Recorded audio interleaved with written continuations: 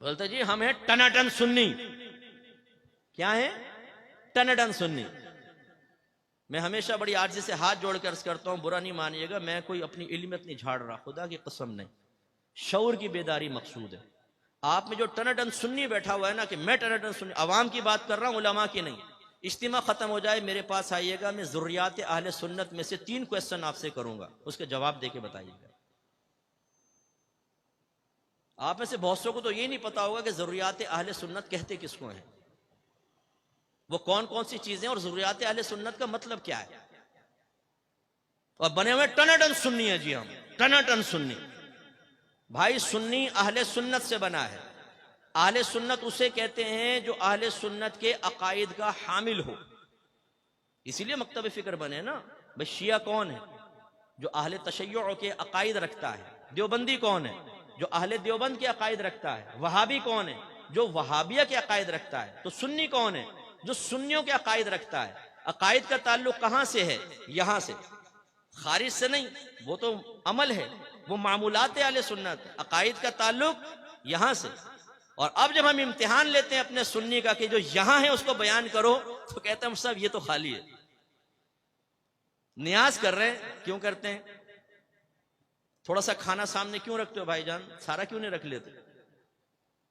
قاری صاحب اس پہ مختلف قرآن کی آیات لے کر ایک مخصوص حصہ پڑھتے ہیں، اور اس کو ایسا ہم نے سمجھایا کہ اگر مجھ جیسا آدمی کوئی الحمد شریف اور 3 بار سورہ اخلاص پڑھے تو یوں دیکھتے ہیں کہ فاتحہ نامکمل کر دی انہوں نے. وہ پڑھنا چاہیے تھا جو مروجہ ہے. اچھا چادر کیوں چڑھاتے ہیں؟ اپنے آپ سے سوال کر لیجیے گا جا کر، یہ مزار پہ چادر کیوں چڑھاتے ہیں اور اتنی ساری کیوں چڑھاتے ہیں، اور منت کیوں مانتے ہیں آپ چادر کی؟ کریں اپنے آپ سے سوال ذرا.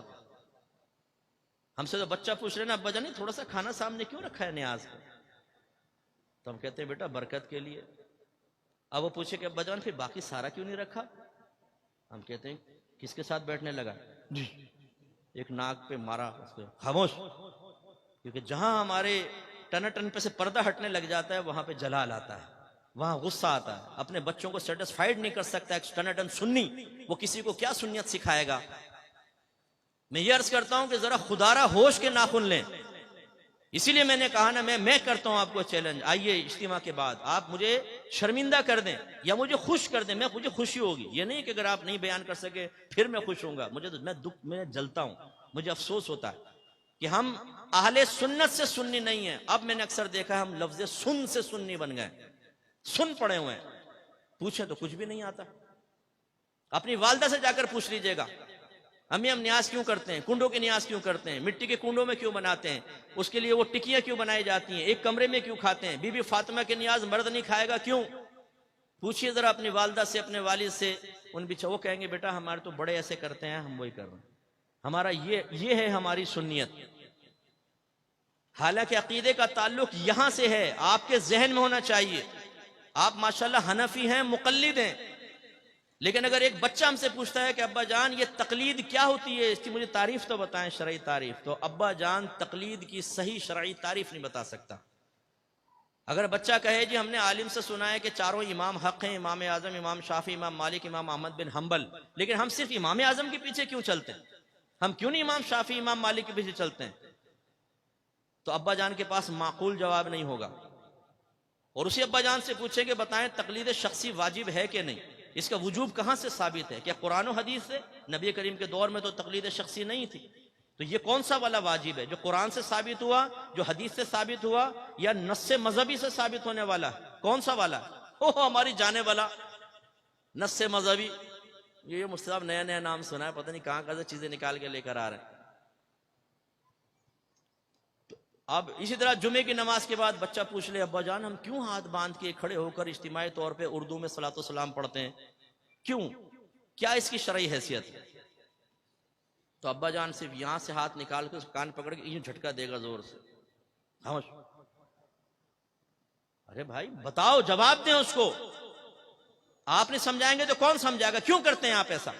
سمجھائیں. آپ جو آپ کر رہے ہیں، میں یہ نہیں کہہ رہا ہوں کہ وہ غلط ہے، میں یہ کہہ رہا ہوں کیوں کر رہے ہیں یہ آپ کو معلوم ہونا چاہیے. جو نظریہ ہے آپ کا، عقیدہ ہے، اس کے بارے میں آپ کو معلومات ہونی چاہیے. کیا نبی کریم صلی اللہ علیہ وسلم کو عالم الغیب کہہ سکتے ہیں؟ عالم مانے جاننے والا، غیب مانے غیب، غیب کا جاننے والا. آپ کہیں گے عام آدمی کہہ سکتے ہیں، لیکن یاد رکھیں کہ معانی سمجھتے ہوئے نبی کریم کو عالم الغیب کہا تو دار اسلام سے خارج ہو جائیں گے. کون سا معنی سمجھتے ہوئے؟ کہ لفظ عالم الغیب ایک مخصوص ٹرم ہے، یہ اس ذات کے لیے استعمال ہوگی جس کے پاس علم غیب ذاتی ہو، عطائی نہ ہو. تو عالم الغیب حقیقتاً اللہ تبارک و تعالی. نبی کریم صلی اللہ علیہ وسلم کو علم غیب دیا گیا، لیکن لفظ عالم الغیب اس ذات کے لیے استعمال ہوتا ہے شرعی اصطلاح میں جس کے پاس علم غیب ذاتی ہے. میں ایک جگہ بیان کر کے باہر نکلا تو ایک صاحب آ گئے، وہ ایک مخصوص جماعت سے ان کا تعلق تھا.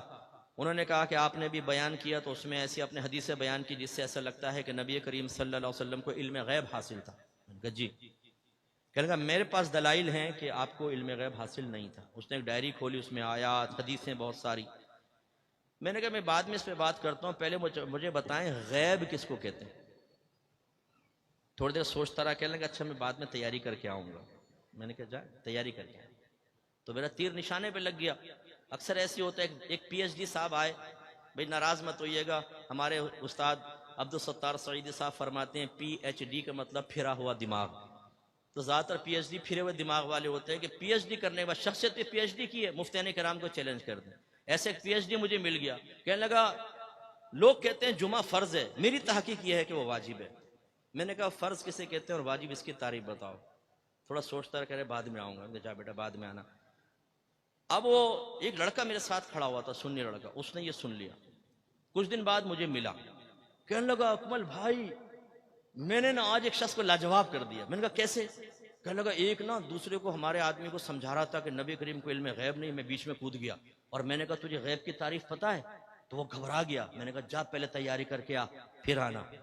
میں نے کہا شاباش. کہنے لگا لیکن میں ڈر رہا تھا کہ مجھ سے نہ پوچھ لے غیب کی تعریف کیا ہے. کمال دیکھیں آپ، یہ ہے ٹناٹن سنی.